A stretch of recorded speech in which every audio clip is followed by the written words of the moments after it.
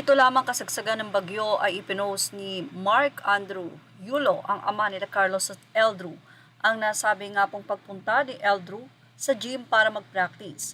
Sinabi pa nito na bagyo ka lang, mag-u-Olympic pa si Drew, or bagyo ka lang, mag-u-Olympic pa ako.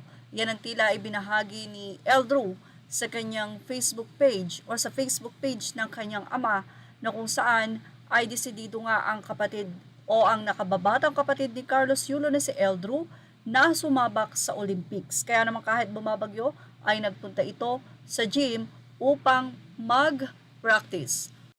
Nasabi ni Carlos Yulo sa isang panayam na nais nga niyang sumuporta sa mga gymnasts na karapat-dapat na matuntong sa Olympics. Ibig sabihin, magpo-provide siya ng financial na pangailangan ng mga ito para makatulong na makasama niya sa 2028 Olympics. Ang tanong, kasama kaya ang kapatid niya na si Eldrew, na ayon nga sa mga netizen ay mukhang may malalim na hinanakit sa kanyang kuya. Hindi man daw ipinapakita ni Eldrew ang kanyang tunay na nararamdaman, pero tila masakit talaga ang nangyayari na ang kanyang kuya na lagi niyang kasama parate ay hindi niya nga nakakasama ngayon. Kaya tila binubuhos na lang ni Eldrew ang kanyang lakas sa pag-practice sa gymnast. Ilang mga netizen naman ang na-misinterpret ang sinabi nitong si Eldrew, pero ayon sa kanilang mga naging komento, laban lang Eldrew para sa kinabukasan ng iyong pamilya, except sa JG o niyong kuya. Go, go, go Eldrew, kaya-kaya mo yan. Gawin na lang, di puro salita, mahirap yung sports na yan, kaya nanalo kuya mo dahil sa sama ng loob sa nanay niyo na Team Japan daw malakas.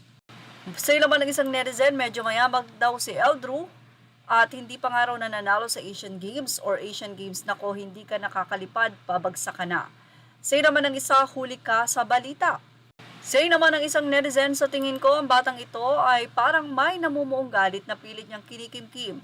At kung papala rin makapasok sa 2028 Olympic, may gusto siyang ipakita na kaya nga niyang masungkit ang gold medal at iaalay niya para sa magulang ang tagumpay. Say naman ng isa, huwag magsalita, gawin mo. Carlos hindi nagsalita pero dalawa pa ang dinala niya pa uwi ng Pinas. Go-go lang para sa future. Hamon kay Carlos, pagiging butangera ng nanay niya, pinakita niya na kahit galit ang ina niya, patunayan niya kaya niya, hindi siya sumuko para sa sarili at maging pamilya niya. Say naman ang isa, tignan na lang natin kung ano ang kakayanan niya sa Olympics 28 kung makukuha siya. Kaya naaaliw ako sa batang ito. Say naman ang isa, huwag ka munang mag-GF, focus lang sa goals, tiwala lang kay nanay, gawin mo financial advisor, you're in good hands with Nanay Bank. Anyway, sabi nga nila kung si Carlos, ang naging motivation niya ay yung sama ng loob sa kanyang pamilya o sa kanyang nanay, kaya niya nasungkit ang gold. Tila ito namang si Eldrew ay magiging motivation ang ginagawa ng kanilang kuya sa kanilang pamilya. Sana naman hindi umabot sa 2028 ang samaan ng loob nila, ay maging maayos ang pamilya Yulo. Yan ang ating Showbiz Snap update. Images are all credit to the rightful owners. Thank you for watching Showbiz Snap.